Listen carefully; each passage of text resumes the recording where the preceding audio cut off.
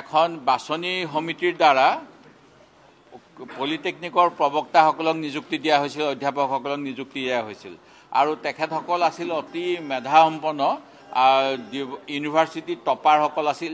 তেখেতসকলৰ ভাল এখন এক্সপাৰ্ট কমিটিয়ে director technical education, Assam engineering কলেজৰ প্ৰফেচাৰ, IIT ফেকাল্টিয়ে ইণ্টাৰভিউ লৈ পেলাই তেখেতসকলক বাছনি কৰিছিল, যিটো বাছনিৰ বাবে তেখেতসকলৰ কাট অফ মাৰ্ক আছিল 82%। অৰ্থাৎ যিসকলে 82% পাই পেলাই BTech বা অন্যান্য ডিগ্ৰী পাইছে টেকনিকেল, তেখেতসকলকে ইণ্টাৰভিউলৈ মাতিছিল আৰু তেনে দক্ষ প্ৰফেচাৰসকলে 7 বছৰ চাকৰি কৰাৰ পিছত তেখেতসকলক আজি দুদিনমান পূৰ্বে তেওঁলোকৰ ছাৰ্ভিচ কণ্ডিশ্যন ইম্প্ৰুভ কৰিব লাগে বুলি সচলত প্ৰতিবাদ কৰি থকাৰ সময়ত অসম চৰকাৰৰ ডাইৰেক্টৰেট অফ টেকনিকেল এডুকেশ্যনে তেওঁলোকৰ পদবীৰ পৰা খাৰিজ কৰি দিছে। মুঠ 147 জন। ইয়াৰ ভিতৰত প্ৰতিষ্ঠাপক আছিলে 64 জন।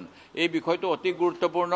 আমাৰ দেশ গণতান্ত্ৰিক দেশ। আমাৰ যদি কিবা ছাৰ্ভিচ কণ্ডিশ্যন বেয়া হয় বা চৰকাৰে যিখিনি প্ৰতিশ্ৰুতি দিয়ে সেইখিনি যদি চৰকাৰে পালন নকৰে, তাৰ কাৰণে আমি কোনোবা ডিক্টেটৰৰ ৰাষ্ট্ৰৰ নিচিনা, ফেচিষ্ট ৰাষ্ট্ৰৰ নিচিনাকৈ সহ্য কৰিব নালাগে।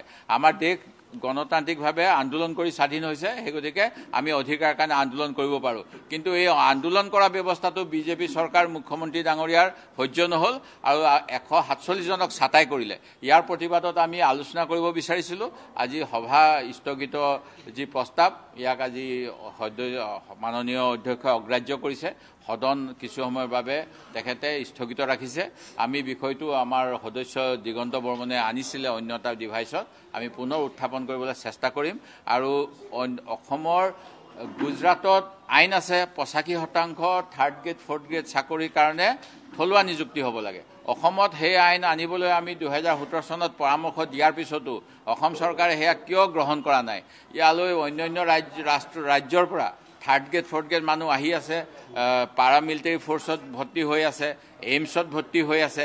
এইবিলাক এই চৰকাৰখনে কৰি পেলাই কেনেকৈ জাতি মাটি ভেটি ৰক্ষা কৰিব, এই প্ৰশ্নৰ উত্তৰ আজি বিধানসভাত আমি চৰকাৰৰ পৰা বিচাৰিম।